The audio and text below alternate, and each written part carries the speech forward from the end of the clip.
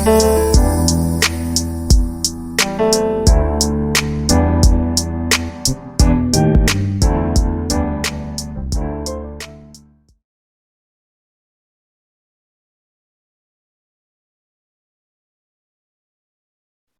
back to the Small Business Show. If you're enjoying, don't forget to subscribe, like, and share.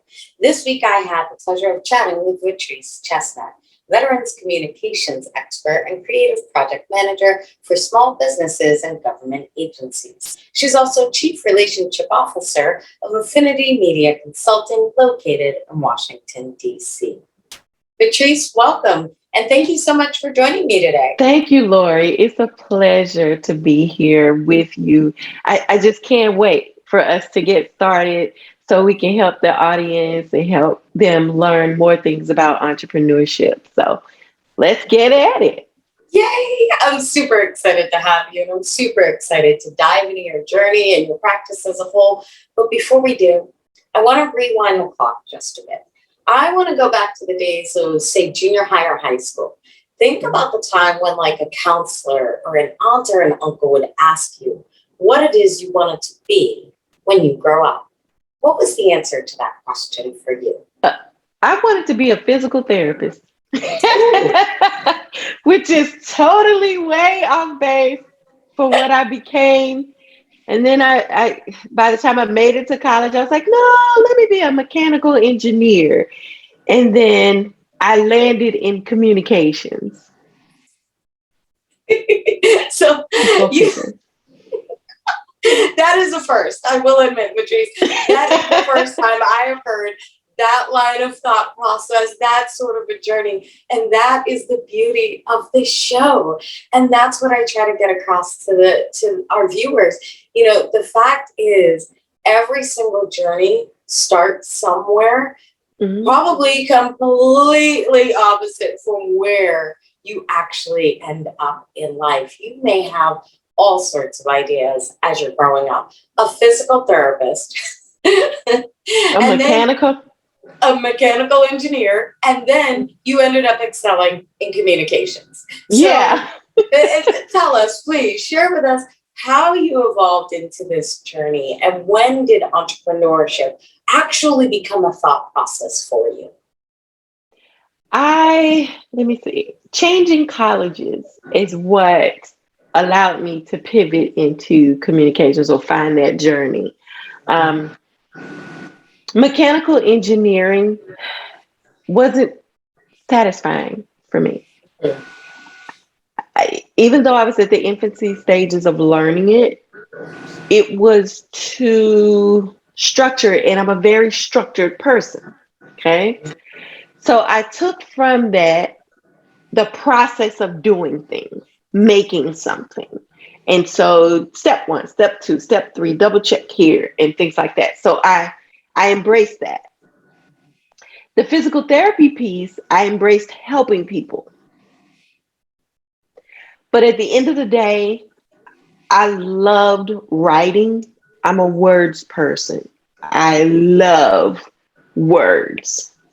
And so when I changed colleges and they had a communications field, that back then you didn't specialize in like PR or radio and TV. You had to learn it all. And so I excelled at every area. And I said, and I'm enjoying this because my grandfather told me something when I was in the 8th grade. He told me never get a job, find work, because work is something you can do from sun up to sundown without ever looking at the clock. So as I enjoyed writing and enjoyed doing these things, I said, I think this is my work. And I graduated school. I had a job waiting for me in the communications field when I graduated, which was not popular during that time. I won't date myself, but in the 90s when I graduated college, it was not popular for people to roll right into their career position. And I was fortunate enough to be able to do that. And that's what I've been doing ever since, and just growing. So yeah. It's a beautiful thing how you took each piece and really pulled out what it was that was working for you. You started with the engineering and you recognized, okay, systems, this is what's working for me here. That's what's really, feeding it for me. But the rest of it, not of any interest. I like, and I like how you took that from each piece. And sometimes there's a lot of people who don't do that. There's a lot of people who don't take the time to take that step back, Vatrice. And that's huge that you were doing so throughout the entire journey. You looked at what it was that fed your personality, fed who you are, and really mapped all of those together and began taking steps. So what were some of those first steps? What did you begin doing once you decided, okay, this is my work?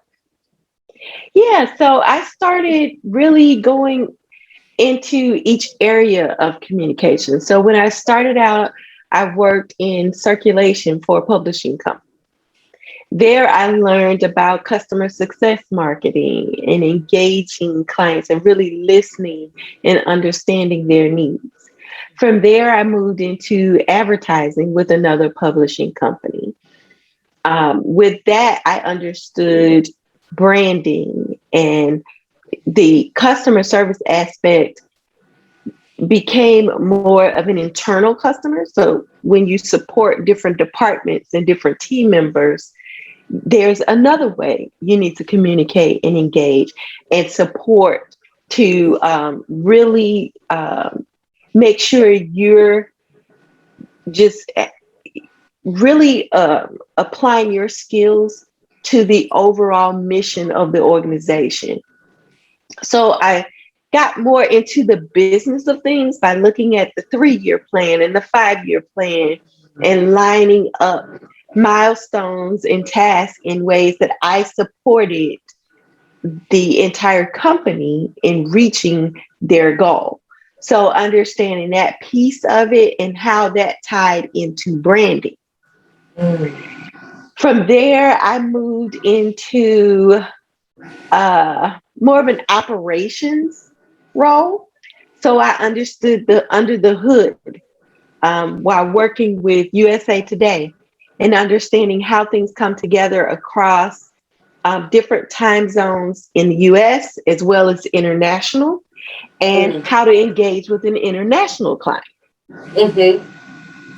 So there, I really worked with bigger brands like your Fox Sports and, larger airline or travel industry clients, and still understanding this branding and how everything we do supports that. And from there, then I went over into working for a publisher that was an educational publisher. So I got into more writing. And because I embraced systems and processes, I was able to help us streamline everything from editorial to production to advertising. I was like this hub. And so I kind of created my own position with that. And oh my goodness, that was the best job I had ever, because I carved out a piece for me with that. And then I had family situations that took place, and I went back home to support my father, who was ill at the time. He's well and living now, but he was ill at the time. And I was going to just find a job, be closer to my parents, help out, do all of that. And as I went on these job interviews, the salaries they kept mentioning, they were not the right numbers. And I was thinking, oh my goodness, you just read off a long list of things that you want me to do, which in communications, when I don't know if this is common, but this is what I've experienced. Say, for instance, I'm a graphic designer. They also think I can do website design, I can do other things, and so that was this type of position where this is what I'm hiring you for, but I actually want you to do this, this, this, and this, but I'm going to pay you the salary that's paid for this position. And I sat there talking to my dad and I said, their numbers don't add up and the benefits definitely don't add up. And I said, I could do this and I could do that because I had learned from these big brands how to do this. And he says to me, well, I think you got yourself a business. And that's when the entrepreneurial light bulb came on. And within 2 days, I was applying for a business license and just putting things into place. And he was like, whoa. And I said, I'm the kind of person when I see the green light, I press on the gas. I don't wait to look. I don't wait for people to say, to affirm me. It's just, I I'm apologize, going. Grace. I It's okay. apologize. That the only reason that was able to do that is because that was my daughter. So it's able to interrupt. So my apologies. So That's okay. I'll clip that out of the episode. But please, if you'd like to continue or if you want for me to go ahead and bring you back in, that's totally fine. Well, you can reel me back in. Okay, excellent. No, there is so many pieces of your story that I love, Vatrice. You have so much to offer the audience, and I want for them to really hear a couple of things. First off, you explained how it is you pulled out different pieces of each position as we were talking about, but then you began truly applying each of those positions to the job that you were in, which then made you recognize all of the areas that you were capable of doing yourself and all the value that you were providing, and you recognized what your true value was. And when that value wasn't being met, you took the words of those you were surrounding yourself by, which is another thing that I always talk to this community about. Surrounding yourself with the right people who are going to support you, who are going to help you make those specific decisions. And in that moment, that was a really important one for you to recognize you have everything you need. You have every bit of that toolbox wrapped up inside of you. You know your worth. You know your value. Those numbers don't add up. And you don't need to accept that. You don't have to accept that. And that's super important because a lot of people go into job offers and interviews and things of that sort, and they're so desperate for that moment that they accept something that devalues who they are when they know their worth, but they're not willing to stand up for it. And that is something that I commend you for. It's super difficult to accomplish for a lot of people. So I commend you for recognizing that, for taking the words of your father into consideration and really recognizing, you know what? I have it. Yeah. I can do this. I can move forward. I know what I'm doing. I have the tools in my own toolbox. So what were some of those tools that you began taking out of that toolbox and began saying, okay, you filed for your business license, you began moving forward. What were some of the next steps after you filed for that license? Of course, your father wasn't off. What did you do next? I started searching for equipment to be able to provide services. And I didn't want to skimp on the equipment because I knew the value that I provided, and I knew what my pricing would reflect that value. So why ask someone to invest in my business when I'm not even investing in it myself? So I always committed to having top of the line equipment. Okay. Recognizing that I couldn't do it all, I set out to determine or identify good partners. So I had to make a list of what that good partner quality skill set would be. Okay. Then I was able to identify them as I met them. And these were lasting relationships that allowed me to expand the reach or the resources for my business without having someone on payroll. Mhm. So that was one thing that I was able to do that has really sustained me over time. There were invaluable relationships that I have with partners to be able to do the work that I do. Then I also invested in myself personally by I've had coaches along the way. And I tell people you cannot be in business and not have a coach. No way ever. You are going to be stuck where I see a lot of people and you're not going to scale. You will spend a lot of unnecessary money if you think investing in a coach is not a good investment. You're going to burn a lot of dollars. You'll cry a whole lot more than you have to because entrepreneurship, you're gonna cry, you know? There are peaks and valleys. But you can save yourself a lot of heartache, a lot of time, and a lot of money when you invest in someone as your coach who can help you in your specific area or industry. That is such a hashtag right there. You're gonna waste money if you think wasting money is getting a coach. Or you know what I mean? Like really that truly is something that is so true. When you believe that investing in yourself and investing in a coach to help you move forward is a waste of money, you're wasting money in many, Yes. many areas. Yeah. No, you totally are. And we've all been there. We all Mhm. think we can pull it off. We all think we know better. We all think we'll figure it out. But it's not until you truly begin investing in yourself and taking that time to recognize the different areas that you truly do need the help in to move yourself forward. You're not going to be able to move forward. You know, I call that wino mode when you're working in and not on On. your business.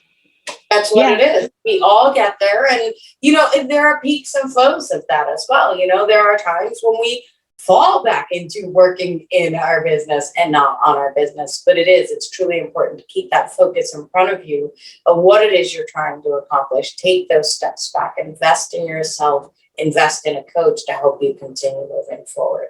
So, Vatrice, please share with us all about your practice today. Yeah, so Affinity Media Consulting is based in Washington, D.C., but we help clients nationally right now. My goal is to expand globally to help, but we do three things well in the brand area. We coach, we provide creative project management, which is the visual aspects of any brand, and we also publish a magazine locally in the Washington, D.C. market. My first love is the coaching piece because I like helping creative entrepreneurs understand what branding is, get out of the way, and get clients who want to pay for the services that they provide that are high value, high end services. And so I have this 8-week coaching program that's a hybrid model.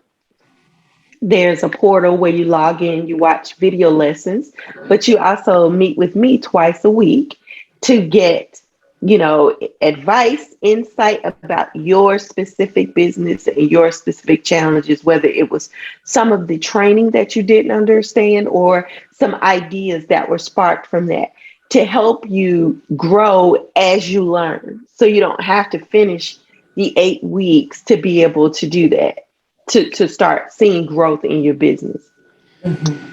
Individuals graduate from there into a master class where we meet twice a month to help continue growing. But we have this solid foundation with branding, which includes everything from first touch to fulfillment and customer success. So everything that happens within your business is your brand. From the way a person answers the phone to the mindset, defining the culture, and recognizing who your team members or your partners are going to be. The easy part is the visual piece, but getting down to understanding what portion of your mindset may be causing hindrances, Mhm. then identifying what your needs are and your client's needs are from a psychographic approach. You know, it's not about demographics, it's more about psychographics. And that's how you make those harmonious attraction relationships, because you know what you need and you know what they need. And you can bring Mhm. these two together. And when you have that, then you don't sit around haggling prices. Can you take 20% off of this? Can you do that? Can you do that? You are paid what you're worth. Definitely knowing your worth and making sure that you are truly providing that value as you're moving forward with your clients, making sure that they understand what that value is by making sure that you've prepared yourself properly, understanding who they are, what they need, who you are, and what you need. And I think that is one of those pieces, like you said, Vatrice, that is kind of missing on certain levels in some businesses, is really looking at themselves and understanding what they need, not just what their clients' needs are, Mhm. but how that's going to actually play into who they are. And that's something that I thought was really excellent about what you were explaining with your journey. You really took the time to recognize what worked for you Mhm. before you even thought about entrepreneurship. What was it that served you as a person? What was fulfilling in you before you started down the journey of entrepreneurship? You know, I've seen so many entrepreneurs decide that they're excited to make money online.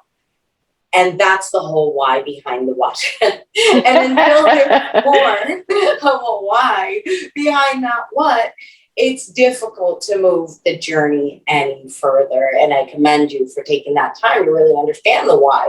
And that's where the success was derived. So And I congrats have to to you.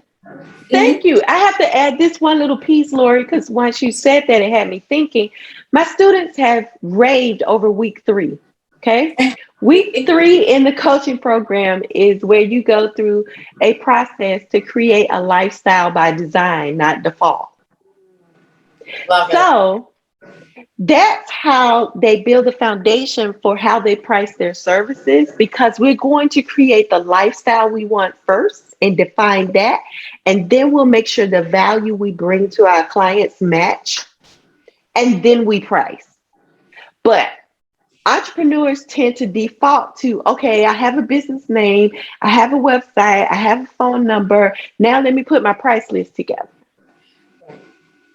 Right, right. So And you they want to miss, be intentional.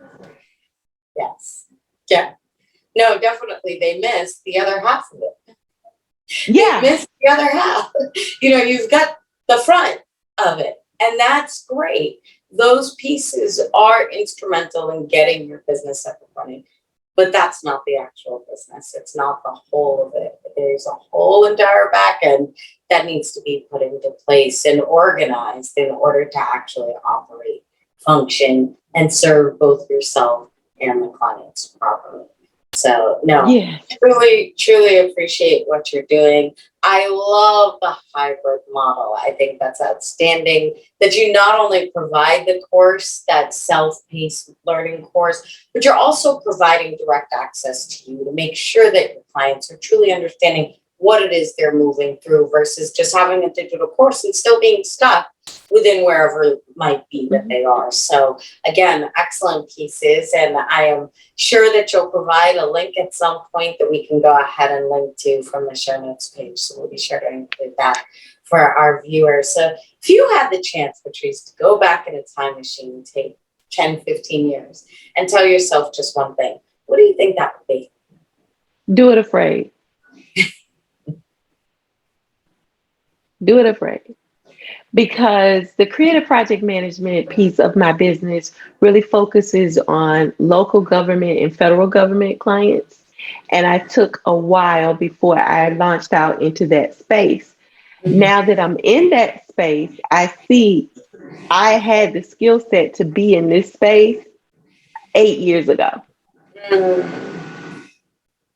So if I could go back, I would already, I would have done it afraid.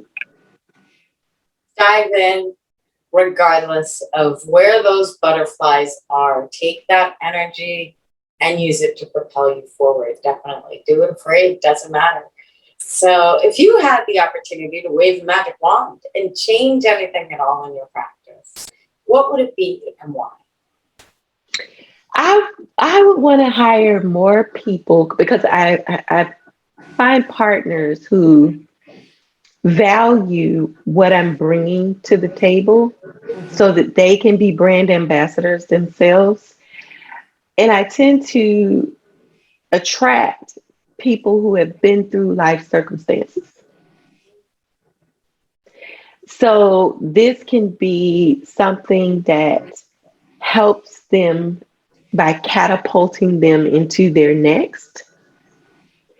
And so if I could do anything, I would hire more people who have that same background so that they can understand they're beautiful creatures. God designed them exactly like He wanted them to be, which was amazing.